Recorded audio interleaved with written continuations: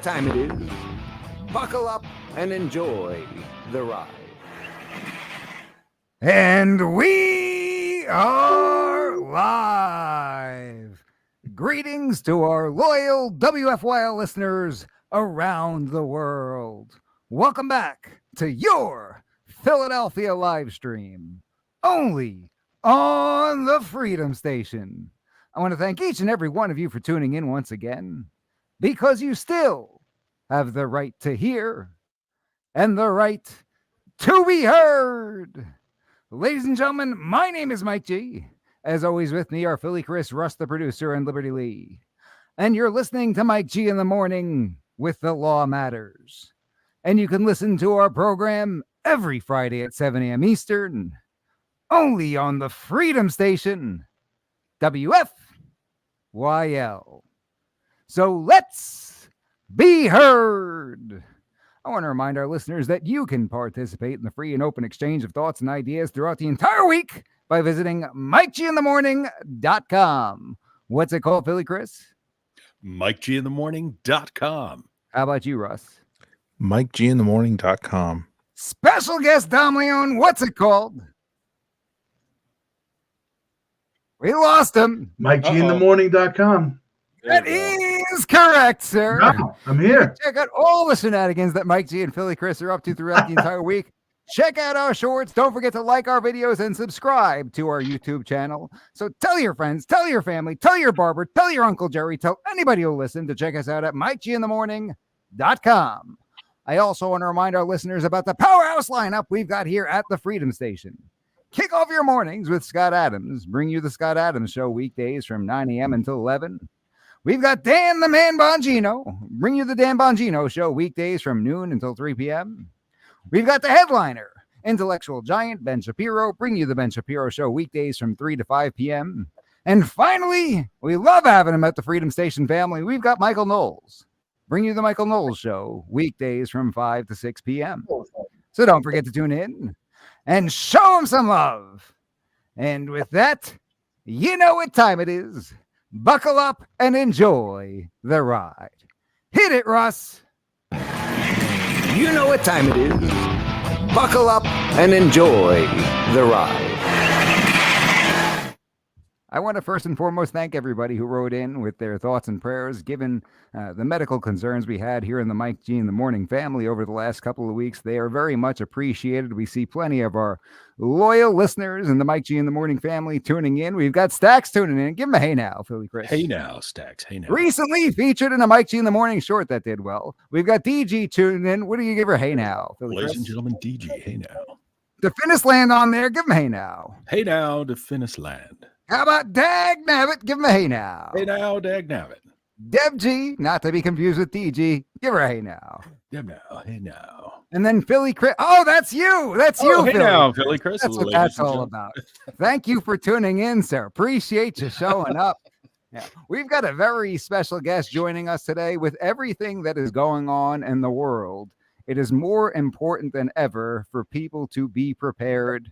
We see the absolute carnage and terror that's taking place throughout the world, and some are wondering whether it's going to hit home on American soil. Well, it is time more than ever to be armed and to be prepared. Do not get caught sleeping. And that's why we have Don Leone, who is an Army veteran. You may recognize him from his previous appearance on the program, as well as the very special video that we did giving out care packages to homeless veterans. If you checked out some of those shorts, they've been doing well recently, circulating throughout YouTube. But Dom, it's always a pleasure to have you. My brother, one of my best friends, thank you so much for joining us here today. Thanks for having me, bro. It's a pleasure. You know, I think that we teed up some very special music for your entrance. You know, that.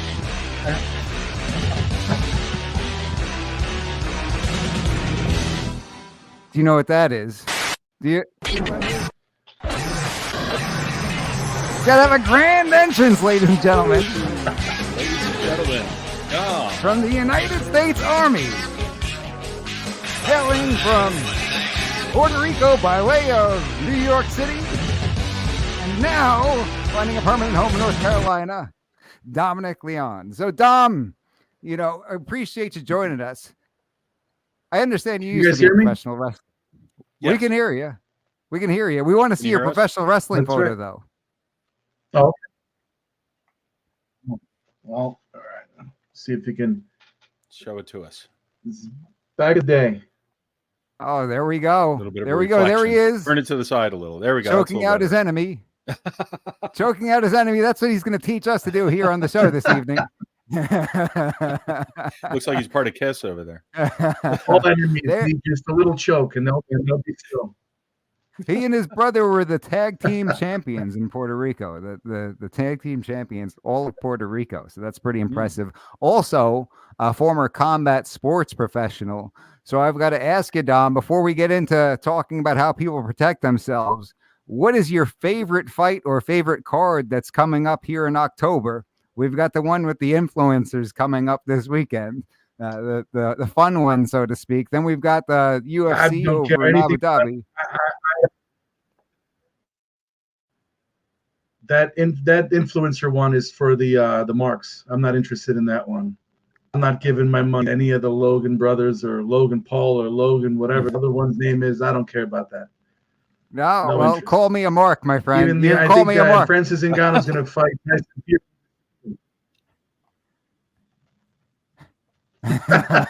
I'm a mark. Francis I Ngannou don't- and you're going to fight in December. I don't care about that one either. That's going to be a good one. That's it. What do you think? You're not buying that one either. What about the UFC? You're going to buy the UFC? We just heard that Charles Oliveira is out of the main event, and Oh, so yeah, no, Volkanovski is going to be UFC, fighting yeah. Islam. What do you think of that new main event? I like Volkanovski. No. All because Charles Oliveira said that it was unfair because he thought that whatchamacallit would be on home turf. And I got to tell you, not to name drop, but Chael Sonnen made a good point. Oliveira being from Brazil, and what's his name, is coming from California because he's out with Khabib in California. So when they go to Abu Dhabi, Charles Oliveira technically is closer to Abu Dhabi than what's his name? I forgot his name already. So if anybody had a home field advantage, it would be Charles Oliveira. But he's saying that it wouldn't be fair. I think he just doesn't want to fight him. I think he's just scared of the loss. Well, that cut was pretty That's nasty. what it is. They circulated some pictures of the cut. It is pretty nasty. So, but what I wanted to talk to you about today.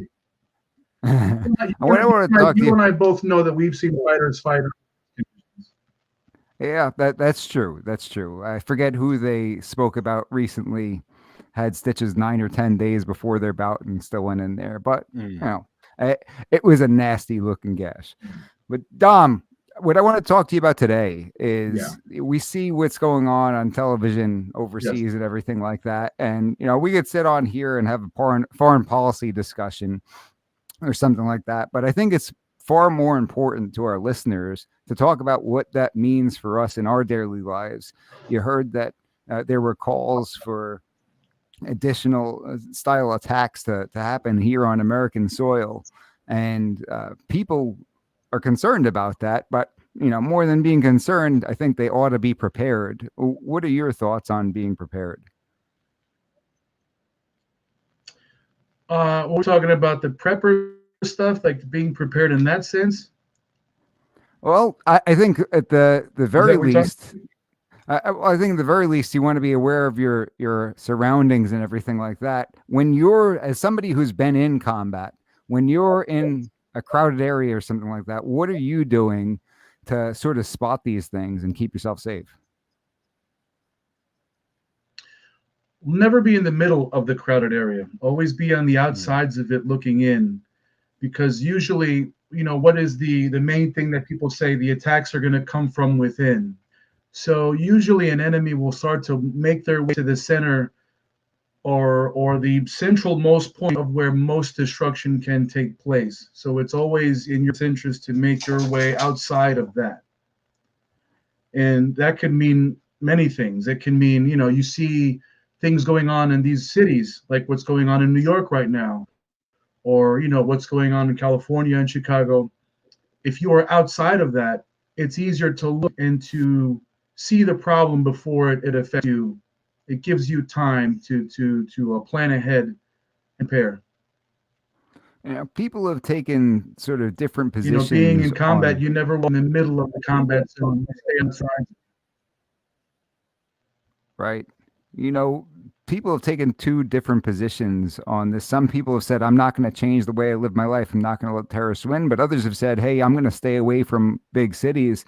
Even deeper than that, do you think that there are any sort of types of events or activities that you would perhaps stay away from when things are on high alert, so to speak? I remember when I was in high school, they would issue the sort of different codes of the level of danger that there was in New York City for a potential terrorist attack. I'm sure that's right around the time that I met you. So I'm sure you remember that. What's your position on And you remember avoiding? you remember just as well as I do.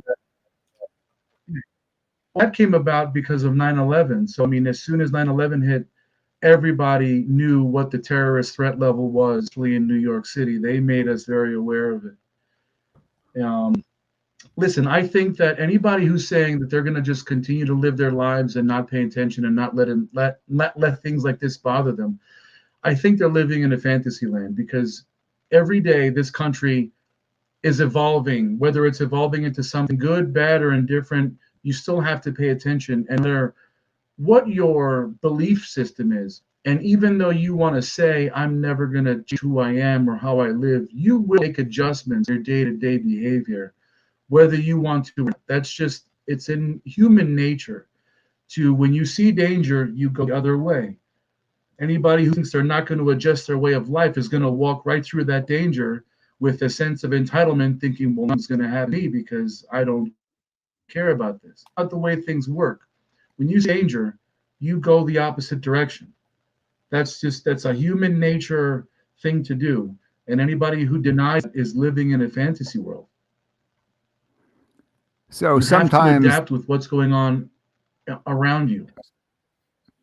So sometimes the smarter thing is to avoid rather than, because people seem to have some kinds of, you called it a sense of entitlement. It's sort of, I don't know what you would call it, a macho sense or something like that. And I'm not afraid of anything. I'm not going to back down. I'm not going to give in, that sort of thing. But is that sort of a foolish way to go about things sometimes? Well, I wouldn't even say it's a macho thing. I'm going to go back to the word entitlement. You and I are both from New York, and you and I both know the neighborhoods that you and I could just never freely walk around. And I'm not saying anything disparaging about any or anyone. I'm just saying we both know that there are neighborhoods out there that when we would go into them, it was questionable. Like, hey, should we even be here? Because we're not from this neighborhood, and people know this. And once they see us, remember when we were in East Orange, New Jersey? I was going to say. Yeah, that was an adventure. What types of things would happen and to the people? point of that is that right, but the thing is that there are certain people who will move into those neighborhoods and say, well, I can live anywhere I want. It's a free country. It is a free country. But the people who live in those neighborhoods have established an unspoken rule, as if this is our territory. You will, if you're going to live here, you will abide by our rules and our conduct, our rules of conduct. And if you do not, you will suffer consequences. And you and Mike, I mean, Chris, I don't know how I'm sure you're aware of it too, but people will then get hurt, attacked, their house will be robbed, their car will be vandalized, and say, I don't know what happened. But meanwhile, we're sitting here going, I know exactly what happened. Number one, you weren't even supposed to be there. You put yourself in a dangerous situation expecting not to be in danger. That's like a war and expecting not to hear gunfire. It's just ridiculous. You cannot have one without the other. But people who have entitlement will say, well, it's a free country. I can live wherever I want. Well, guess what? No, you can't. You want to go live in the middle of a fire? Be my guest. You shouldn't. You're not supposed to, but people will think they can because of their sense of entitlement. Right. Usually those people have blue hair, so they're easy to spot.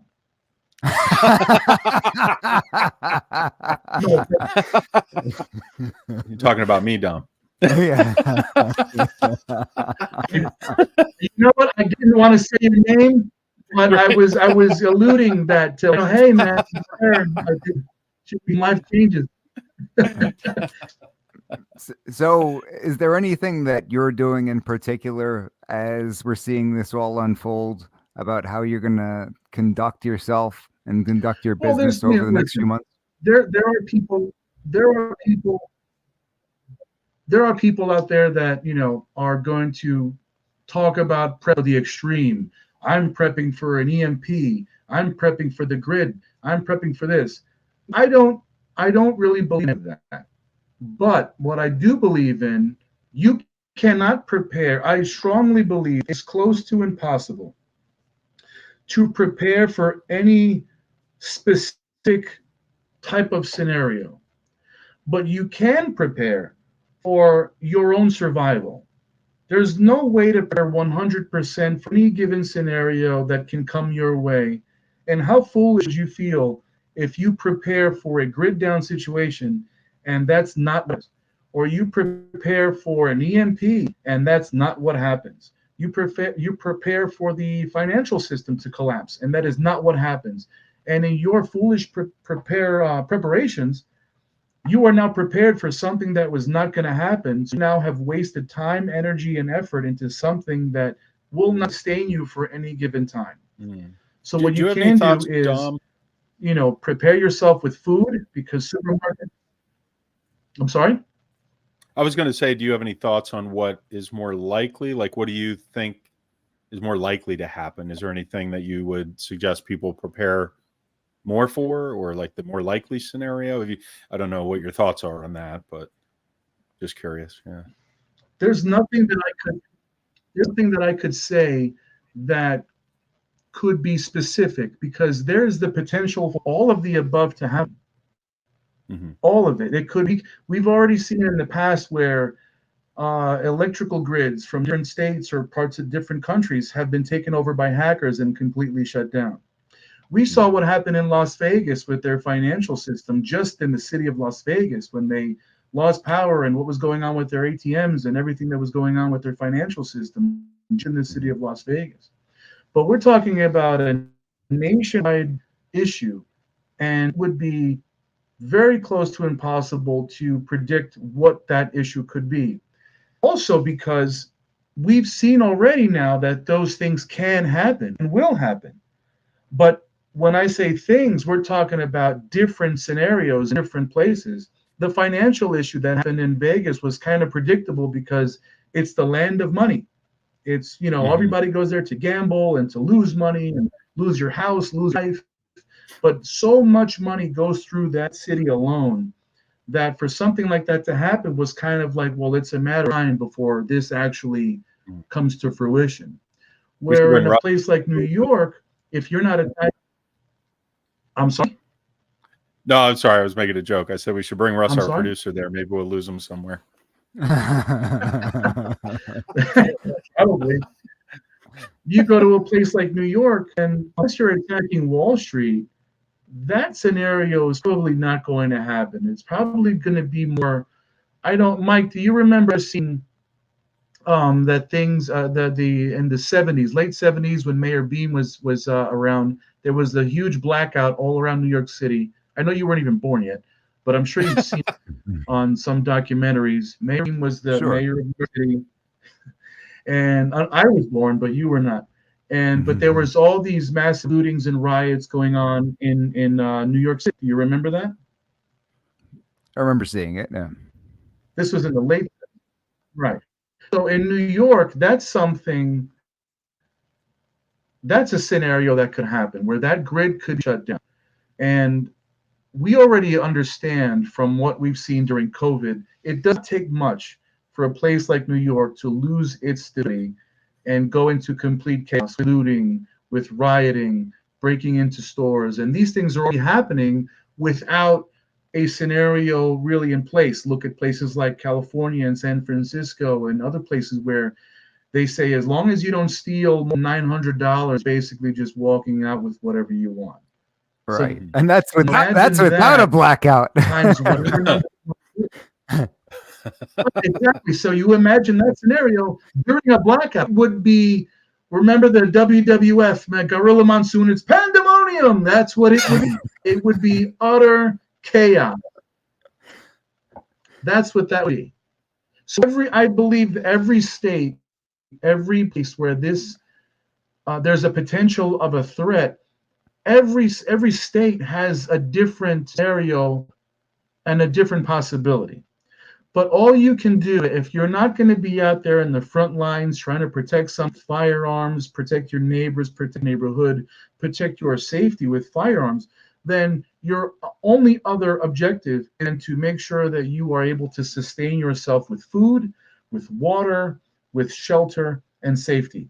Those are your main things. Make sure you can eat, make sure you can drink, care for yourself and your loved ones, and also protect your safety with getting licensed with a firearm and making sure that you have the correct firearms, because everybody's different. Everybody's hand size is different. Some people shoot differently. Make sure you're comfortable with those firearms. Practice, get licensed, take classes if you have to. But all these things are important. It's the real only thing to do in a prepared situation. So unless you're going to go and be on, on the Travel Channel or whatever, on Doomsday Prepper, have some bunk in the middle of Texas, which is very unlikely and improbable, you're going to have to stay home and just defend what you have with what you have. Does that make sense? That's interesting. So, definitely. Mhm. And if you watch the I forget what you called it, but the Doomsday Preppers, that television show, you see people who Doomsday spend Preppers? you see people spend millions of dollars on that stuff and everything, and not everybody's got that kind of expendable income. So I guess my question for you would be, suppose you had $1,000 and you wanted to start your bare bones starter pack for an emergency. Do you have any idea what that would include if you had to spend your first $1,000? Get enough ice cream. Well, I'm going to actually make it easier than that, because everybody thinks that one mistake people make is that they think they have to do this all in one shot. And you do not. Here in this house, what we do is every time we go shopping, whether it go into the grocery store or if we go to Costco or what have you, what we do is we'll go for the things that we go buy, and then we'll get a little bit extra every time. So when you go to Costco, for example, I've got the EPA-free 5-gallon buckets with Mylar bags inside. I put the rice inside the Mylar bag with an oxygen pack, seal that up, and then I put it in the bucket, which is a BPA-free so it doesn't contaminate the food. Seal that up, and I put it on it, and that's in the corner. That'll be there for as long as it needs to be. You don't have to take $1,000. You can say, well, my shopping list for groceries is going to come out to $200. Thanks, Biden, for the high grocery, cost, but it is what it is. So it's going to take $200 for groceries. Well, if we're already going to spend $200 on like brand names, like you like your brand name bread, your brand name jelly and peanut butter, you like your brand name soups, okay. But for survival now, you may want to get 5 cans of the store brand stuff. Maybe you can rotate it, but you're not spending, because remember, this is for survival. You're not buying it because you're going to make this 5-star Michelin gourmet dinner. This is for survival. So getting the store brand is perfectly fine. Every time you go shopping, you buy a little extra and you add it to your preparedness kit, or whatever you have in your pantry and a separate closet in your house, anywhere you can, in your garage. If you're in an apartment, dedicate one cabinet to things that could sustain you for those minimum of 3 months, because in 3 months you have that time to not only sustain yourself, but to think of an escape route. How do I get myself out of here? If some people like New York, you don't have a vehicle, but you have to leave. You have to figure out how to get out. But in that time frame, you may be stuck in your apartment. You can't go to the supermarket. So you have to sustain yourself for at least 3 months already. So every time you go shopping, all you have to do is just buy a little bit more. You go shopping, buy the 24 case of water and put it in the cabinet. And next week, when you go shopping again, buy a big bag of rice or a couple of extra canned beans or something. Things that are going to be able to keep themselves fresh for long enough, not spoil, nothing perishable. Keep them stowed away in an extra little cabinet if you have it, or in a corner of the apartment if you can afford a little corner of space, because we both know apartments in New York are too small. Right. So you have to dedicate one area of your dwelling to that, But in some cases in New York, listen, you even remember I had a shoebox apartment at one point. I can fit air in a corner if I wanted to. But in a case of where we have to make it happen, you have to figure it out. Maybe under your bed. If that's a place to store something, put it under your bed. Put it somewhere. You have to dedicate some room to your own. How important is it for you to survive? And you will find a way. I just find But you something can't think of hysterical. if I had 1,000. What's that? A very popular person. Not everybody has 1,000 in one shot. That's true. I just find it hysterical that a man who was in Iraq getting shot at by a bunch of people and drinking out of a rusty canteen is now concerned about a BPA-free bucket for his rice.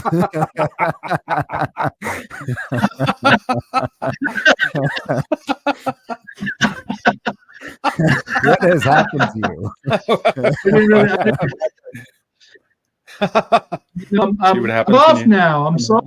I don't know. I'm used to cushy life. I'm used to the cushion on my computer chair here. I don't know. I'm soft now. Where do you get the BPA buckets? Are you get them from a special place, or you know what has a nice strong callus? You know what has a nice strong callus, guys, that will never go away? That tip of that trigger finger right there. That'll always be ready to go. That will never go soft.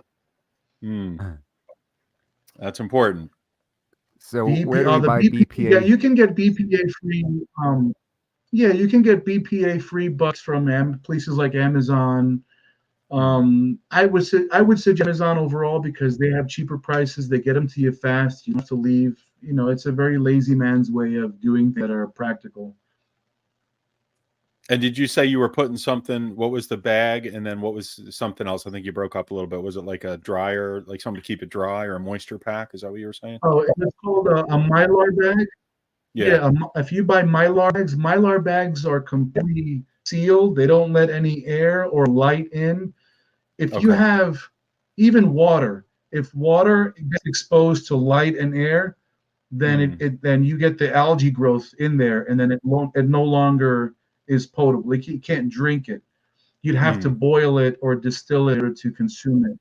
But once air and light go into water, then that's where the algae starts to throw in there, and you get problems later on. But a Mylar bag is sealed, so there's no light that goes in. It's completely sealed. The oxygen pack goes in there, so it's almost like, we've all bought something. It's like the vacuum seal. Remember those bags you attach the vacuum to it and it sucks all the air out? And you got like your pillows in it now because it's in that vacuum pack, whatever that thing. Yeah, so imagine that, good, but the oxygen pack you put inside of it does the vacuuming for you, basically. The oxygen pack, that's what I missed. Oxygen will not oxidize or damage the food. Okay. And the air, the light, no sunlight's going to get to it, so it won't go bad, and it'll stay there for, I don't know, 5-10 years if you wanted to. Cool. Good advice. Wow. Thank you. Yeah, yeah, definitely. Do you think that there's a likelihood that we're going to see something? You don't need $1,000. You need here a little bit there. Do you think there's a likelihood that we're going to see something happen in these next couple of months? Yes, not in the next couple of months, but eventually it will happen. Yes. Do you have any suggestions? They were talking to the Border Patrol officers. I'm sorry. Go ahead. I said, do you have any suggestions for the long-term storage of Hot Pockets? That Ask was him for the not rub. that joke was not worth it. With the connection issues we're having right now, Chris, I know. and the I'm delay. sorry. I Do- apologize. for some reason, Dom's feed is sort of like he's in Iraq still, and he's Well, like, he can't talk about where he is. I believe he's not allowed to mention where he is. Right now. he's in an undisclosed location. Right. He's actually overseas right now. There's quite a delay. I'm in an why undisclosed don't you location in a North Carolina border in the state of California. So why don't you continue on with what was he saying before you interrupted with the I apologize. unnecessary I joke? had to get my joke in there. I was asking on behalf of Russ, by the way. I don't know What was were he you saying though? Oh, you were asking him about whether he believes something's going to happen, in Oh, the yeah. next few months, and you were elaborating on maybe not necessarily the next few Yeah. months, but something will happen. Yeah. Right. So the next few months, I don't think so. But will it happen? Yes. We've already heard from the Border Patrol officers. It's not just Central Americans and Venezuelans coming in. We have all the evidence that shows us we have people coming in from Africa. We have Middle Easterners coming in. The chances of us having let's put on the table what's been going on in the past couple of days as far as our news. We already know that Hamas and Hezbollah are big names that have been mentioned in the past, and there have been mentioning now because of what's going on in Israel at the moment. So I don't know if you guys know or if anybody knows, we have already detained several members of Hamas at our southern border trying to come into the country. Now, just because we've caught them doesn't mean that others have not come in ahead of them and made it to where they wanted to go. Furthermore, Mike, I mentioned this to you a while ago, where Americans, our sense of time is we want things right now, very right now, the quick gratification kind of time frame, where Middle Easterners have a completely different thought of how they view time. They will wait decades until they actually engage in whatever it is they want to engage in. They will wait. They will train their children to wait. And until they're at a capable level, they will wait and they will use time. And in that time, they will grow stronger. They will grow bigger. They will grow more resourceful. They're not going to just try to rush through things because these are people that have no need to rush. They have been waiting and fighting and waiting for decades and decades. I would say that ever since World War I, this issue with Israel and Palestine has been going on. So what need would they have to rush now? If they can attack us strategically, that is their best option. So how many sleeper cells do you think are already in the country? Oh, we had somebody just made a comment about that. Stack says 100% chance there are sleeper cells in the country right now. And when you're talking about the people who are coming in from these other countries, we're talking military-aged males. I think the Biden administration caught all of them. You listen. Remember one thing. For as much as I'd like to talk about how much this is President Biden's fault, it's really not. This was going on years before. Years before. And this was going on before Biden. This was going on before Trump. This was going on before Obama. And it's always convenient that everybody wants to open the borders except for Republicans, but they want to open the borders until those open borders start to affect things in a negative way. And they're like, no, we need to build the wall now. So go, wait a minute.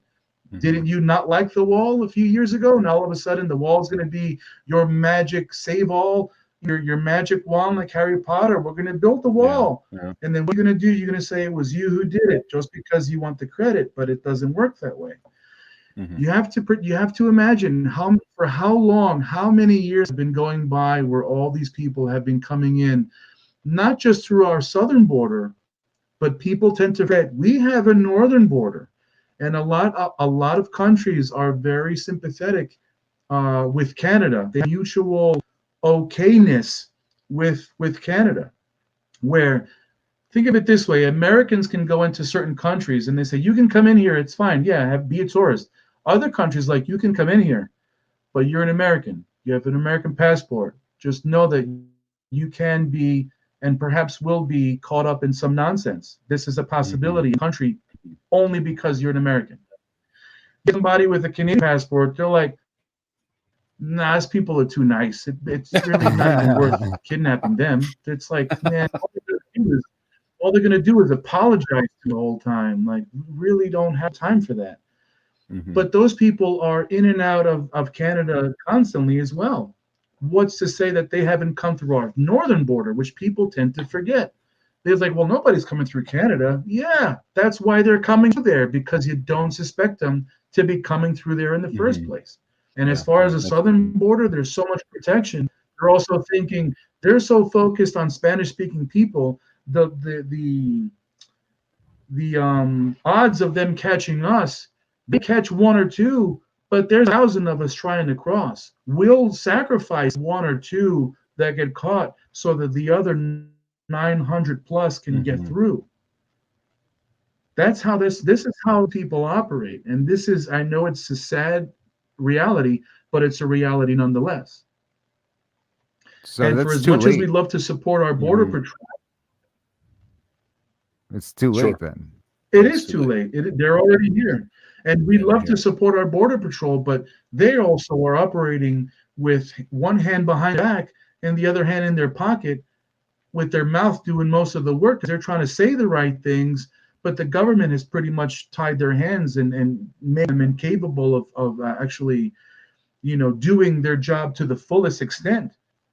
Listen, the amount of people coming through our borders is by design. There is no other way to look at it. It is by design, because if it were not, then all the years prior to our most recent times, why didn't these things happen the way they're happening now? Because today it is by design. Yesterday it was not. And when I mean yesterday, I mean years ago, perhaps it was not by design. But now it's just impossible to look past this blatantly obvious operation of, let's just open the borders and see what happens. And then say to our faces, no, this is not what's going on. Come on. Well, live in the age of the internet, and these blame people border have forgotten security on racism. They say that the wall was racist until it wasn't, because it became their idea. But as somebody who's of Hispanic heritage, how do you feel about that? So Joe Biden now is an admitted racist, because now he just said that now he wanted to fund to continue finishing the wall. So now all those years of him actually being a racist openly, but never admitting to it, even though he says the N-word, there's video of him saying it more than a few times. There's years of evidence of him being a blatant racist, because he said he wasn't, that automatically disqualified him racist. Now that he wants to finish the wall that Trump started, I guess he's now an admitted racist. I mean, isn't that how the logic that these people have bestowed upon us works? No, there's no logic. 2023 logic for you. Yeah, they do not have logic. That's exactly how it works. No, that's the problem. Yeah, but totally different. Yeah. But the sad part is there is a logic behind it. But the only people who can comprehend that logic are 50% of our population in this country. The other 50% have enough of a brain to look at it and go, what is going on? Where half of this country has lost their minds, that they think that this is okay. What brainwashing operation went on that these people think that what they're doing is okay? That is the biggest thing. The biggest divide is why one half of the country thinks it's okay for the destruction of their property, and the other half are trying to tell them no. What has gone on there? Where has this come from? Do you think that the last time this country was united, no matter political party, the last time this country was ever united, no matter what your political party was, it took all those people in 9/11 to die for them to feel threatened by an outside threat, by an outside enemy? It took something like 9/11 for people to feel united. Now, I'm not saying we need something like that again, but until until these people actually understand that, hey, this is real. The biggest issue is that we had that in 2001. Those children that were around for that were babies, can now vote. How scary is that? Raised by a bunch of people who thought that talking to them as they were adults was the answer. I'm not going to spank my child. I'm going to talk my 3-month-old as if they were a grown man or woman, and they're going to understand me. Well, no, they didn't. And now they can vote. So thanks, Ma and Dad. You raised a bunch of kids that now we have to live amongst, and we have to actually corral into these groups of people so that we can identify them and then choose willingly to stay as far away from them as possible. Because if not, tell you how much their vagina is a penis just inside their body, how much a boy can have a period. I'm sorry, but I got grocery shopping to do. I don't have time for that option. Are we allowed to say that on the? Hold on. We got to go to Russ the But it's producer. stuff like Use that. medical terms. I think we're okay. Hold on, Russ the producer. We need your Sorry. expertise on this. Can you use those anatomical terms? Is that against the FCC's rules, Russ? Russ is here. Russ is, of course, right. he's probably getting a hot pocket. The 1 hour of the week that his services Oh, are have his mic necessary, he just disappears, right? I think I hear the We microwave. appreciate you showing up, Russ. Appreciate you showing up. Thanks a lot. Dag Nabbit says, I'm sorry if I Dave, got did you- anybody in trouble. Oh no, not yet. No, you're not fine. yet. Producer got himself in trouble. Yeah.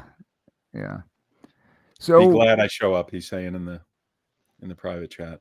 Yes, we're very thankful for it. yeah, thank you so much. Thank you for clicking the button. I don't know what we would have done without you. Appreciate it. That's amazing. Thank you so much. Dom, as somebody who's of Hispanic heritage, how do you feel when you hear, people say that the wall's racist? And Did you to just not out my Hispanic heritage? want- You just outed me with Racist, my ladies and Hispanic gentlemen. heritage. Wow. you could do a little segment I of feel the show so in Spanish. offended that you would use racial terms. And Bueno, muy buenas tardes aquí con el programa de Michael Jeremita. Aquí vamos a decirle un poquito de. No, Jesus, I can't do that. the we're whole gonna time. make a I'd drive commercial out of myself that crazy. one. We're gonna make a commercial out of that one. Maybe just Dom, break every FCC guideline. Yeah, in Espanol. So Dom, what I was gonna say that's right. is, how do you feel about them saying that a wall would be racist, or to even have border security would be racist, and that it comes down to a prejudice thing?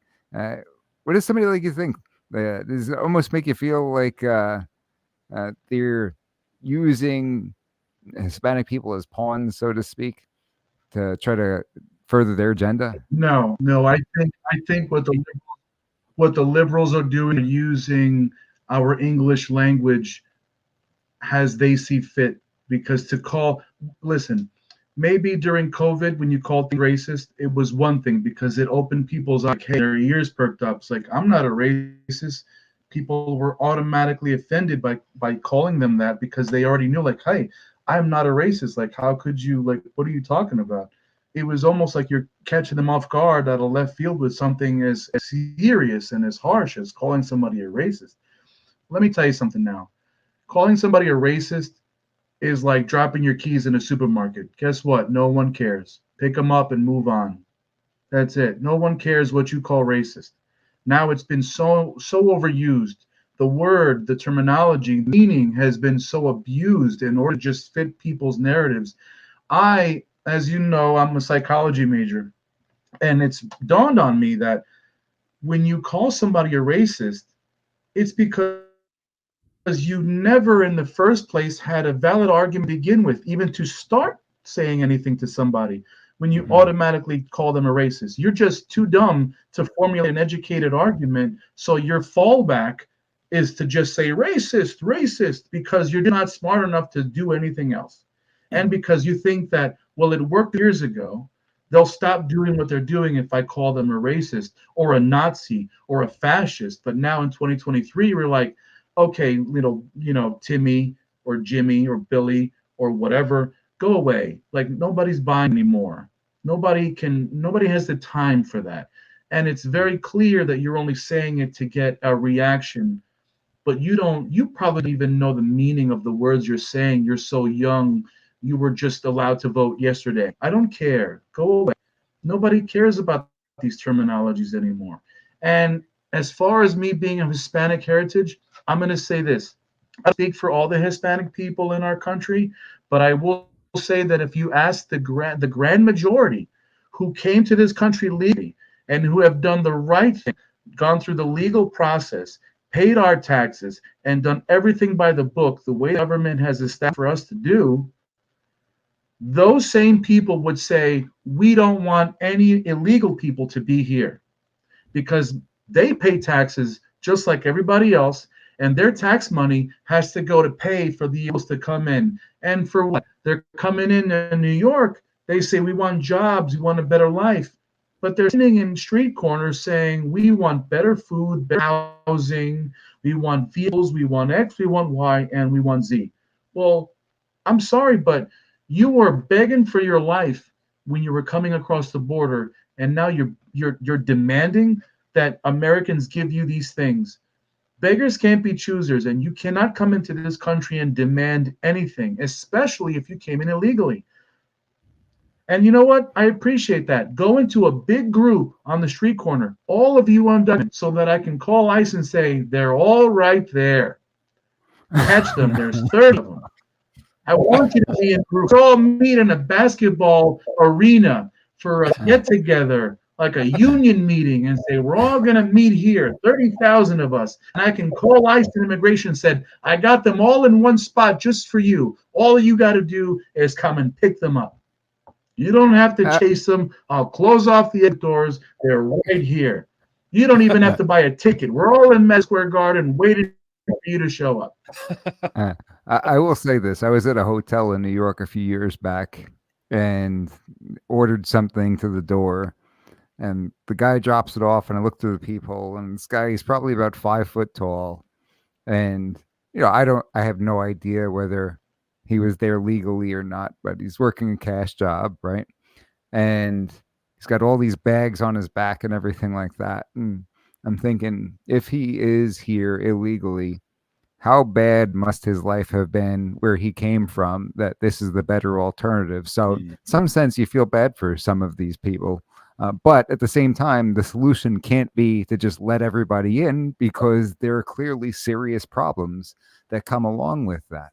And for them to call racism on something like that, and the trick that they always seem to use is every time you try to have an intelligent discussion about why we can't simply have open borders and allow unfettered illegal immigration and people to come in at will, is they will turn the conversation into a conversation about immigration.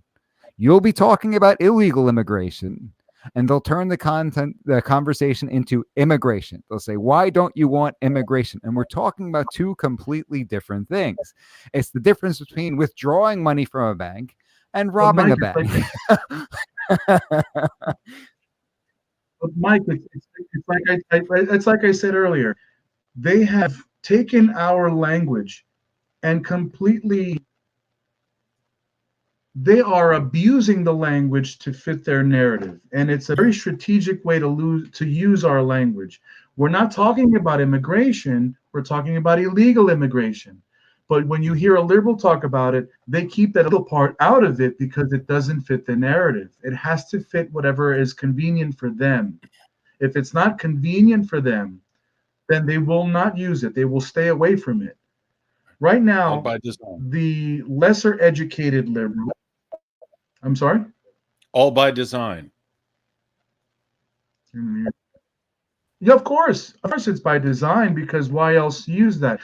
You watch these liberal politicians, these so-called Democrat progressives, and when they speak, they will use that language, and then all their Mark followers will use the same language because that has what's been set for them to follow. Look, when we're talking about people who are following and brainwashed by a system, we can say the same thing about both sides of the spectrum. There are clearly Republicans who are completely set in their ways, and that's who they are. As much as there are, Democrats, like Democrat liberals, all these progressives, both sides have our extremes. And just like you said before, the moment you try to have an educated conversation with a Democrat, they will automatically kind of fall back to that default racist, fascist, whatever, and not try to have that educated conversation. And when you go to Republican, it's sad, but they'll also tend to fall into those same lines. The majority of them will fall into that same vocabulary of what I'm trained to say because it's what's being said within my party. But a really educated person, you can be. Look at there are some politicians out. Tulsi Gabbard, she was a Democrat. She's no longer a Democrat. I don't think she's even a politician anymore. But she had enough brains to at least say, "I'm a Democrat, but all these other Democrats in my party are a bunch of lunatics." Bill Maher is a lifelong Democrat, and what did he say? He said, "My politics never changed. These liberals have just gone off the deep end. They're like those, Mike, what are those animals that go off, the lemmings? They go off and one jumps off the cliff, and now 1,000 of them all follow. Like, yeah, let's go. This is what we're going to do. We're trying because this is what's going to get us the votes. Let's just jump off the cliff." Either way you look at it, they're both doing the same thing. We just have to meet in the comments, Mike. No one's willing to do that. Yeah. I think we should. Somebody seems to be very concerned about you in the comments, Dominic. Yeah. I don't know if you're able to see the comments over Me? here. But there's somebody. What are they saying? I can't. You have a Twitter account? No, I can't. Or somebody LinkedIn? says Dom spews hatred on LinkedIn. It spelled your last name wrong, so I don't know if if he's got the right guy. But he says Dom spews hatred on LinkedIn. Can someone even confirm his military stories? Says, can someone even confirm his military stories? It screams stolen valor. This is an echo chamber with no opposing views allowed. Nobody ever suppressed anybody's views on this program. Everybody's welcome to say what they want in the comments. We're obviously not suppressing your comments. And Mike, of course. What's that? Mike, you've known me long enough. You've known me long enough, Mike. You think my stories are nonsense? Well, unless you had those old photos. You've known me long. Are those old photos of you in the airborne unit that were made with film that I saw? You photoshopped all that, didn't you? Well, this is before like Photoshop was really a thing. You know? Yeah, of course. No, Dom had that before it came out. I think when you had to use your military ID, when you had to use your military ID, you didn't know that I. Mike, you didn't know that I invented Photoshop just for the purpose of doctoring my pictures? I invented it. Well, and here's one. I don't know who it is. If this guy only knew how hilarious this is, Dominic. Of course, you bring a military macho man who's probably homophobic, just like the military.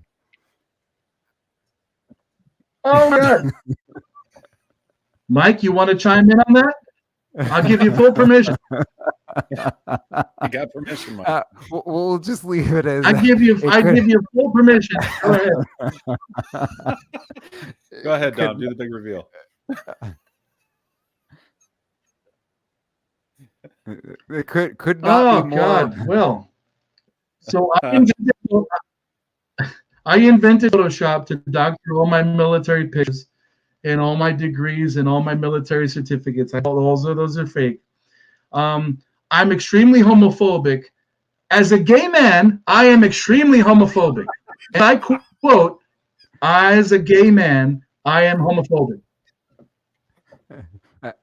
Oh, there you go. You know, you didn't have to go marry a man. I'm gay.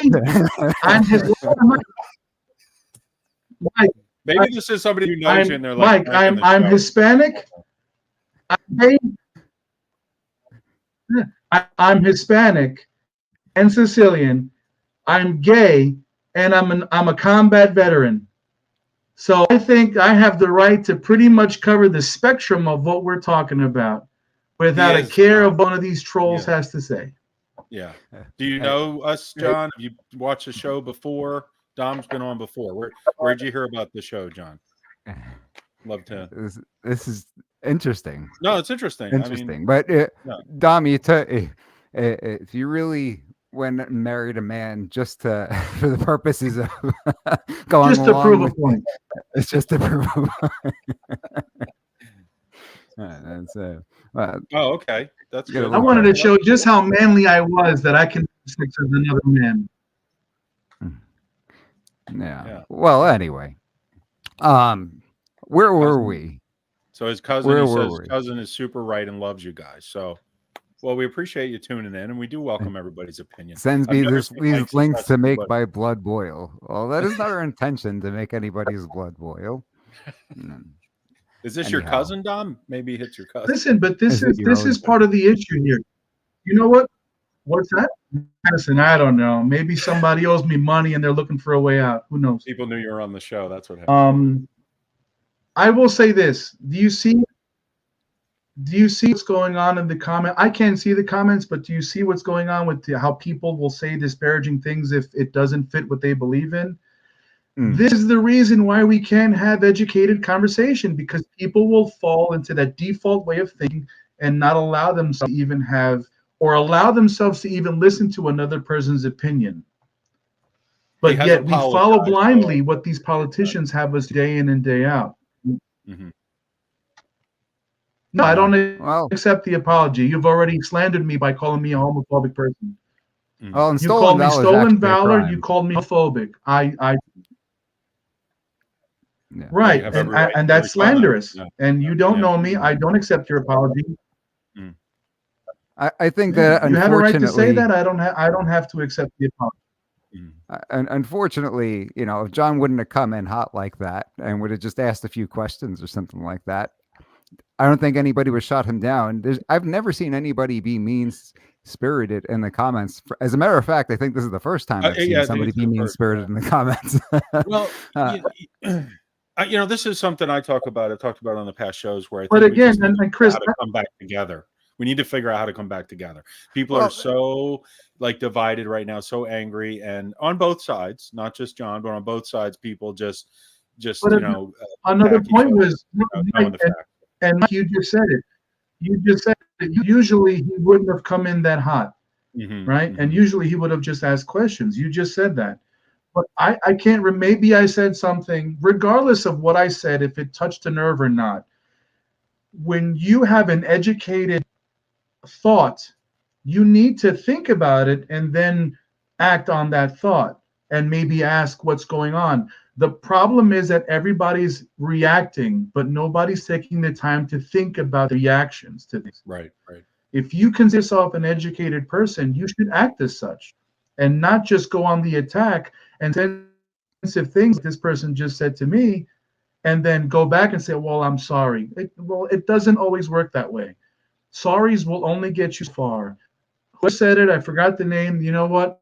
Apology accepted. But I hope you lesson from this. You cannot just go in hot. We are trying to get people together and to communicate with each other clearly to get this country a better place. There is a place for Democrats and liberals. There is a place for conservatives and Republicans. And there is a place, of course, for everybody in between. But unless we allow these things to happen, these conversations and these thoughts to come out, we are going to continue to be divided and not see each other for who we are as people. People are different. That's it. It's as far as it has to go.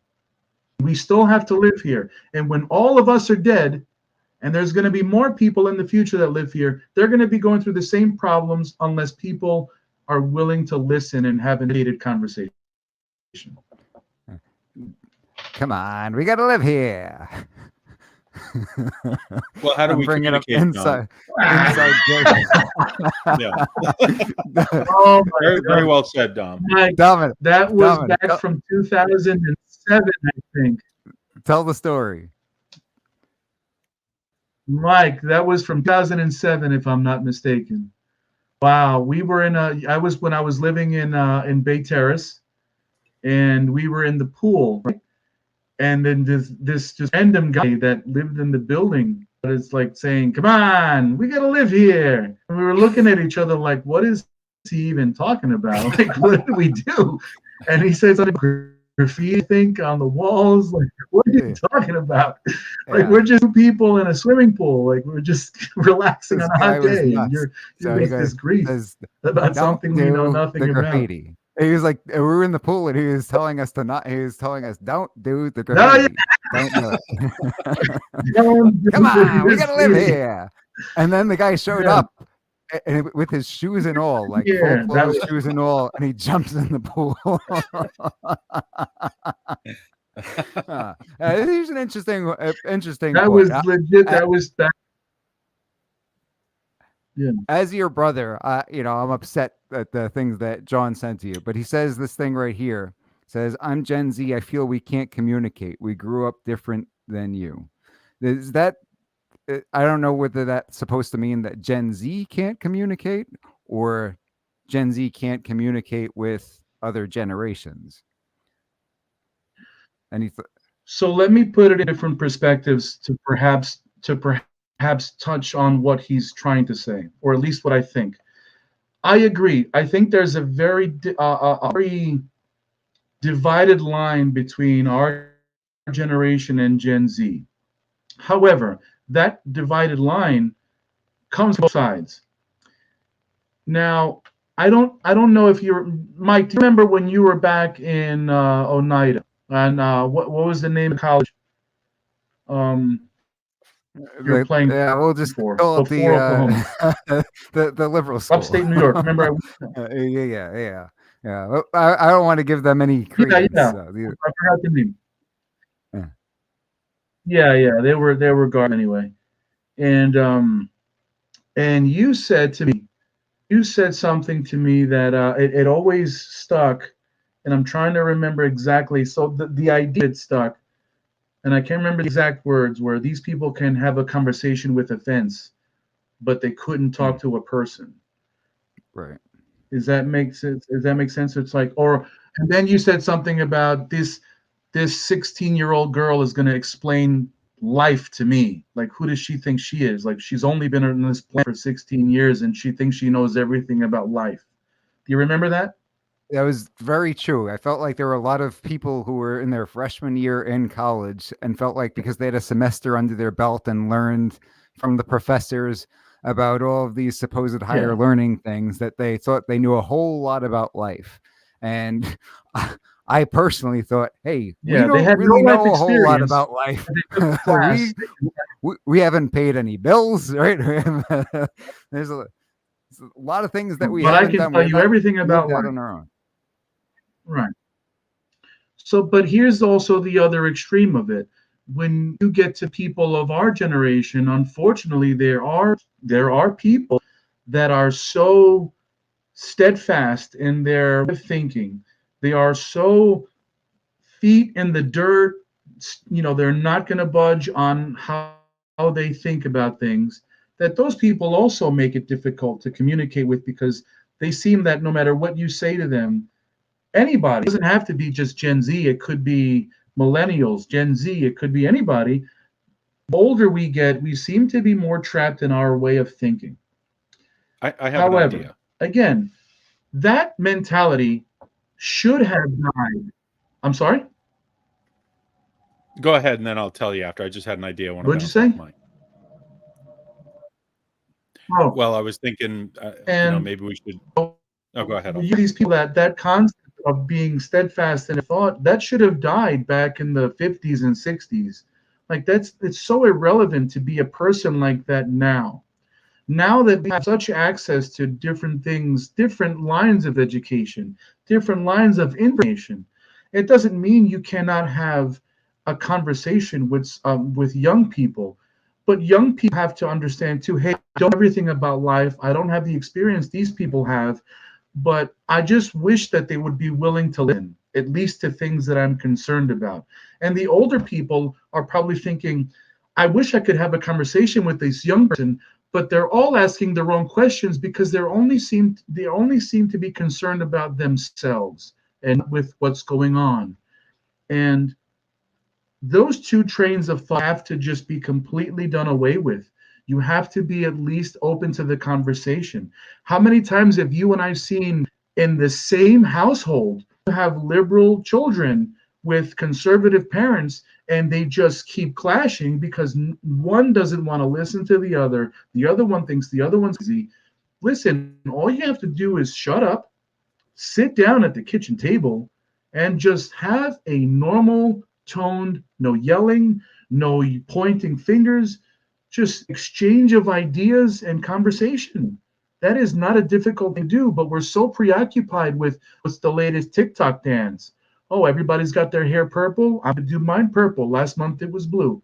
Oh, you in this barbecue machine? I don't like that's an old barbecue. We're going to this. They're too caught up in such nonsense that they're not willing to just listen to each other. If all these generations would just treat each other with respect, you don't know if somebody's got something stupid or smart to say unless you're willing to listen to them. You can't just make an off-the-cuff judgment about somebody because of the way they look or because you assume they know nothing. You want to call somebody stupid, you have to let them prove to you that they are stupid. Otherwise, all you're doing is judging somebody on a thought that you made up. I think we're getting someone here. John's comment. And please correct me if any of this sounds stupid. Please tell me. No, it doesn't at all. I think we're getting perhaps to a little bit of the root of the issue. But a little bit of a breakthrough. John says, "I'll be vulnerable. You say stuff that makes sense, John, but I'm not supposed to agree." Okay, John, I'm not supposed to agree in the trigger. So, John, let me ask you a question then. What do you mean by you're not supposed to agree? You're a human being with your own brain and your own opinions. You don't have to follow anybody else's train of thought. You are your own person. If it triggers you, okay. I'm not going to apologize because everybody who apologizes, I'm not going to apologize for language. I do want you to try to follow your own opinion, your heart of what your soul is telling you to say and believe, not what everybody else is thinking. And I want to ask you, why do you believe you're not supposed to agree with it? Because obviously you are understanding certain things and it is right now into you. Why don't we bring John on the show right now? We could send a link and he could join us. It would be fantastic. Yeah. We welcome all views. Or we could schedule it. Would you come on the show, John? Are you okay with that, Mike? Absolutely. Sure. You okay with that, Tom? John stays respectful and everything. Yeah. Come on tonight. And disagreeing is not disrespectful. I'm saying, yeah. But, it was pretty rude in the beginning. It seems like we've gotten past that. Right. And I think it's interesting that he mentions that. I think what he's saying is that, okay, this is exactly what I was going to say. There's a consensus among his peers that this is the way you're supposed to think, which is really, unfortunately, is a tyrannical mindset, right? And they're supposed to be, they claim to be against fascism, but at the end of the day, if you're not lockstep with what they claim the narrative is and the agenda is, then you get attacked. John says, if I admitted to my friends and family, they'd disown me. My cousin who moved to Oklahoma is the only non-liberal in my family, and he gets mocked. I'll do it. I'm 20. Someone asked my age. All right. Here goes nothing. Mm-hmm. So how do we do it? Can I say we just throw it out there? I think we should have him on the show. If he can't come on today, I'll come on another day again. Next week if he wants to do another day, and I'll come back on. Yeah, I think that'd be great. What I want to say is, do you want to do a preview now, or do you want to? I think John. Let's do, because we've only got. Let me just say this, and it's funny. Okay, all right. You just have to send the link over to him somehow. I'm just going to throw it in the comments. Yeah, go ahead. Okay. Let me do. I'll moderate. Okay.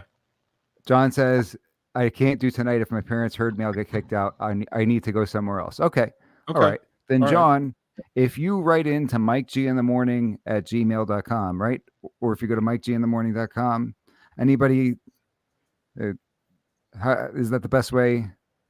Yeah, or if you want to reach out to me at Philly Chris at Comcast.net, and then I can reach you by phone and get you set up to come on the show, if that's easier for you, Mike. Yeah, let's Yeah. do it. We'll make sure that Dom comes back, and Yeah. we'll all have. I think it'd be a really respectful discussion. interesting It would conversation. be great. Yeah. It would be great. Interesting that. Okay. Can I everything just Lois want to will say. I just want to say two last things before we go. I'm glad that John will eventually come on the show to have this conversation. I'm very happy about that. But I want to go back to what he was saying about how Gen Z and this generation can communicate. However, Mhm. what he did at the beginning is exactly what is the problem. We are having now a nice conversation with his comments, and now we're getting some information back and forth, and we're able to communicate. But he initiated this with being disrespectful. I didn't say anything directly to him as a person disrespectful, but he found it okay to attack me. Now, I'm not, again, he apologized and I accept his apology. But do you see what I'm going at? Where people on one side will attack you freely and then expect you to be the one to feel guilty about it. Meanwhile, I have not said anything about, I don't know John as a person. I respect him with whatever he believes in. Whatever he has every right to believe in, whatever he wants to believe in. And I am not anyone to take that away from him. But the point is that he says that the generations can speak to each other, and yet he initiated all of this with an insult and with slander, without knowing anything about me. And that's the problem. That's why we can't communicate, because that's what we already expect from that generation. Look at how easy it was to do that without thinking of that there was any repercussions for it. I accepted his apology, but that's the thing. I didn't do that to him. Yeah, that's honorable to do, Dom. Yeah. With your fake Number military two, service. the one thing I want to say to him is I think he truly believes that. I think he is one of the people that wants to break away from that herd sheep mentality. And I'm not saying we need him to believe in our point of view. I strongly want you, John, if you're listening, I strongly want you to find your own voice, find your own opinion within you, and have courage to break away and find who you are as an individual and believe in that. Don't follow somebody blindly because they're your family members or your friends. Sometimes you have to be comfortable with being by yourself and being courageous than being non-courageous and being a loner only because your fear of being ostracized by other people. Sometimes what we say in Sicily and we say it in Puerto Rico, we're better alone than in bad company. You know, we don't John do says combat, right here, John. it says we expect combat with you. Yeah. We're told that's what you do. Think about the irony in that, though, John, because the left, their whole platform is supposedly that they are not the prejudice party, and that everybody on the right is prejudiced, and everybody on the right judges people for all kinds of different things. Yet they cement this idea, and people on the left, that everybody on the right is a certain way, that everybody on the right is going to attack you and going to be mean and going to be rude. It's obviously not the case. You know, in the old days, people used to have all these ideas about people of different ethnicities, maybe, right?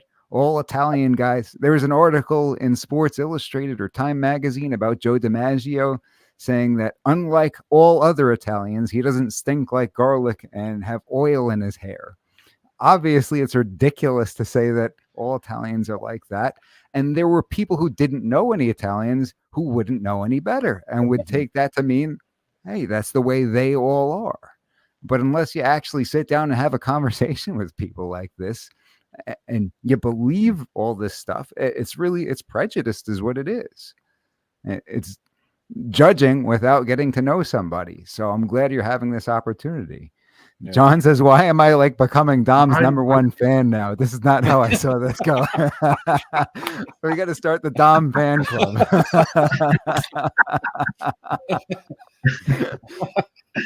the Dom fan club. John, This you is know good. what? I'm going to say this, John. I think I'm becoming a fan of you because I think you're slowly starting to find your inner voice, and I'm proud of you.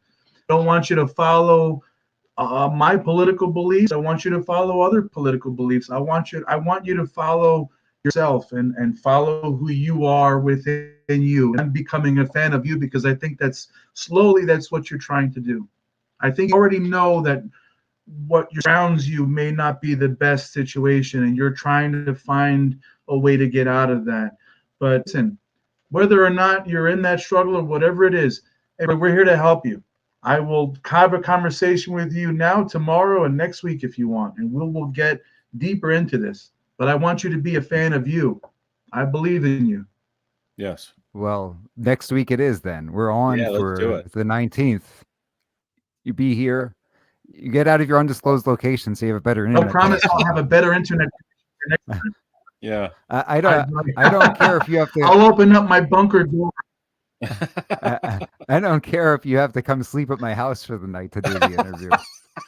You're more than welcome to come stay at the house. There we go. Um, It's going to be a good episode. And John, Mike G in the morning at gmail.com, Philly Chris at Comcast.net, right? That's And right. If all else fails, just go to MikeGinthemorning.com. You can write in on one of the messages.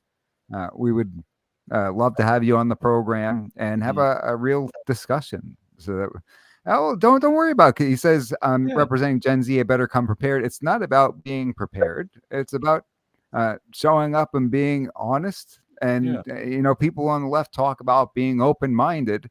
I think that's what this comes down to. Yeah. So it's not you're not showing up to a fight or anything like that. It's not like you got to do your training all week and get the Rocky montage in, and just show up with an open mind. People running up hills with a log on. And don't start running up snowy hills with a log on your back like you're gonna fight Ivan Drago. Yeah. Please, I'm in my 40s. I'm not fighting anybody but the edge of the bed when I'm trying to get out of it. I'm not fighting anything. And Denise just brought up a good point. We can't abuse them more than we abuse Ross. So that's right. Yeah. It won't be any worse than Russell. It won't be. Our own producer. Remember, when John comes on the show, I'll come back, but no abuse, no nothing. It's just we'll keep it as honest, and we'll all maintain our own integrity. We'll ask questions that we all do want to ask. But we also have to agree that this is not about feelings. This is not about offending, and none of that. This is not. We are all adults, and we're all capable of having grown-up conversation. Whether we agree with each other or not, at least respect our position within our opinion. Yeah. And don't make me go Herb Dean and start. Don't make me go Herb Dean and start to break anything up. All right? We'll have to talk about the Logan Paul fight next. I want you to be like I want you to be like Steve Mazzagatti and let it go on too long. Let it go. John says, "Thanks, Mike. Full discretion. You've been a hot topic of debate in my family." Well, interesting. More than happy to have a discussion with anybody. Yeah. So. And my dad calls you Cowboy Curtis. Good deal. Well, we appreciate you stopping by, and it sounds like this will be fun next week. So the 19th is very exciting, and looking forward to it. All right. Thank you so much for joining us, Dom. We really appreciate it. I'll get with you offline. I'll have better internet next time, I promise. All right. That's all the time we got for today. Stick around for We the People, the Constitution Matters. Pastor David Whitney, Professor Phil Duffy. I'll be joining as your legal analyst. We miss you, Ellie. Daddy loves you. You're welcome, John.